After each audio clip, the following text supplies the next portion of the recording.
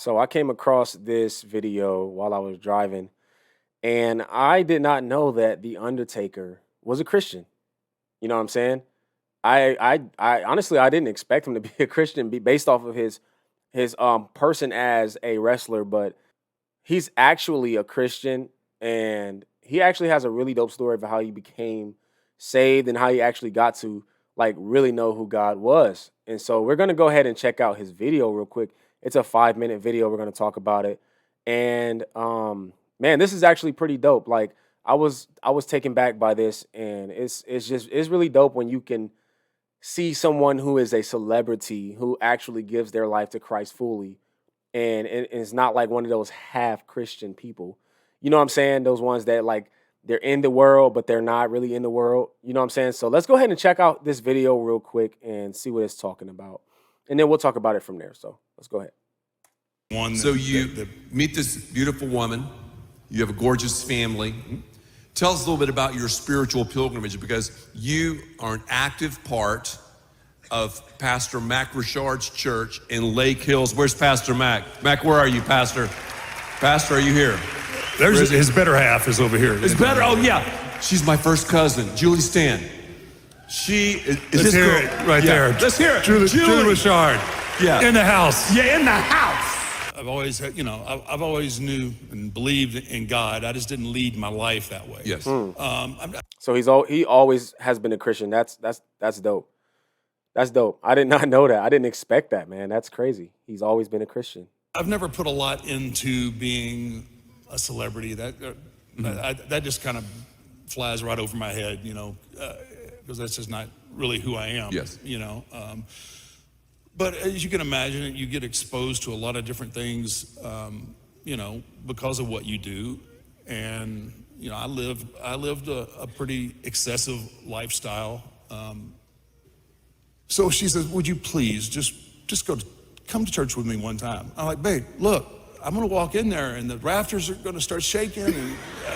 And I believe in God. I'm good. Just The thing is that like a lot of people think like that as in like people that are not saved, whenever you ask them to come into the church, they immediately put on this his saying, like that saying, like, oh, if I step into the church, like fire is gonna come out, right? I know y'all have heard that before. I've heard it many a times. But the reason like behind it is what we actually have to get to is that it's a fear of going to church when you know that you've been doing a lot of wrong. You know that you've been living a way that is unpleasing to God, or you haven't really had a relationship with God. And so when someone brings you to church, there's a real fear behind like actually being a part of that church. You know what I'm saying? There's a real fear of having someone preach over you and just the whole aspect of it. And then on top of that, like, people are afraid to get prayed for. They're afraid to like have a pastor, like, when the pastor's talking and preaching, like they may look at someone, they may call on someone, stuff like that. Like they're really afraid of that because of what they don't know. You know what I'm saying? Like it's a true fear, but like every time after all of that said and done, you're always relieved. You're always happier that you've gotten prayed for. You're always happier that you went to church, because like that is the setting point.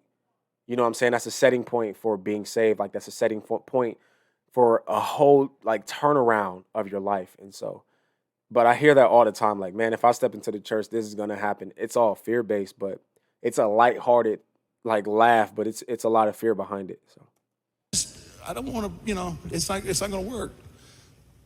But she was very persistent, and she wanted me to be the man that I could be. And that has nothing to do with being the Undertaker. Right. This video is a little old, by the way. This is, I think, like 3 years old. I just never knew that he was saved, and so I'd never seen the video. So it's not a recent video. And so I went, and I was. It was just the perfect circumstance at the perfect time. She pushed me, and I went reluctantly. But once I got there, and I grew up Catholic, and so I'm thinking to myself, man, I don't want to kneel, I don't want to get down on the pew. Right. I mean, after 17 surgeries, you could figure my body doesn't really feel good all the time. So I'm like, so there were no pews, there were no, I didn't know, there was no kneeling and everything. I just had this, once again, it was kind of like the Eggman deal. Like I was getting myself worked up, right? Yeah. Because I was thinking, okay, all right, pastor's going to see me and he is just going to throw fire and brimstone right at me. Boom. I'm telling you, Sinner, and it wasn't nothing like that. It's a real fear. Mac and Julie and his family, they were really awesome. And it was more of like a conversation, And I found myself from being, kind of tense and pensive to kind of leaning in and like, wow, this is pretty cool. Wow. And that started my journey. Yes. Back to leading my life the way I should. Yes. And isn't that great? Thank you. Wow.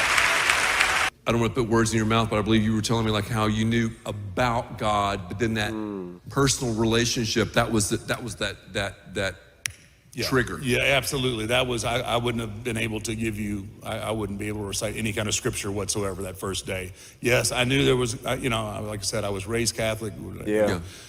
In a God-fearing home, but I just, all my brothers had to go to Catholic school and, taught by the nuns and their hands popped with the rulers and all that. I still hear it when I go home all the time about how rough they had it. But Wow. it was the start of me and my journey. Yes. And realizing that there was a whole nother part to life that I was missing out on. Yeah, and I'm not perfect.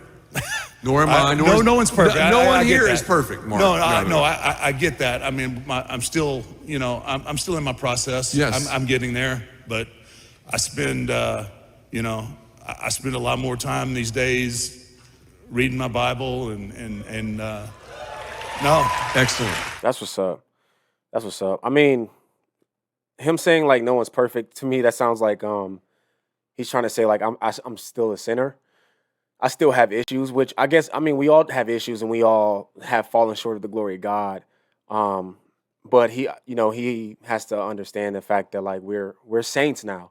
We're not sinners. Sinners are those that don't believe in God. They're sinners. We're saints that mess up and make mistakes. You know what I mean? That's how we have to look at it in order to like not have that condemnation fall upon you.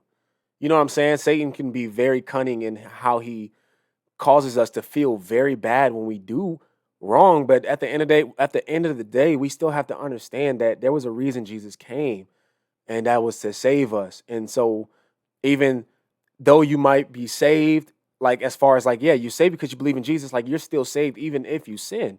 Even if you fall short, you're still saved. You know what I'm saying? But this is just dope, man. It's dope that he is a celebrity that has understood the fact that although he has all these possessions, although he has a lot of things in life, he didn't have the one thing that he needed, which is God. You know what I'm saying? He didn't have the one thing that actually mattered at the end of the day, which is God. And so it's dope that he was able to realize like, all right, this is what I need. You know what I'm saying? And shout out to his wife for getting him into the church and like being persistent with having him be a part of the church community, because that part right there it's detrimental. God says this: do not forsake the gathering, because like when you are trying to do this by yourself, it gets harder and harder. It's hard to stay on the right path when you're doing it alone. And so it's dope that he was able to get into a church that was able to help him get there. Man, like let me know what y'all think about this video in the comment section. If you're new to the channel, I appreciate you watching. If you like what you see, go ahead and hit that subscribe button and hit the notification bell so you do not miss another video. Okay? My name is Aaron Page. I appreciate y'all watching. I'll see y'all on the next video.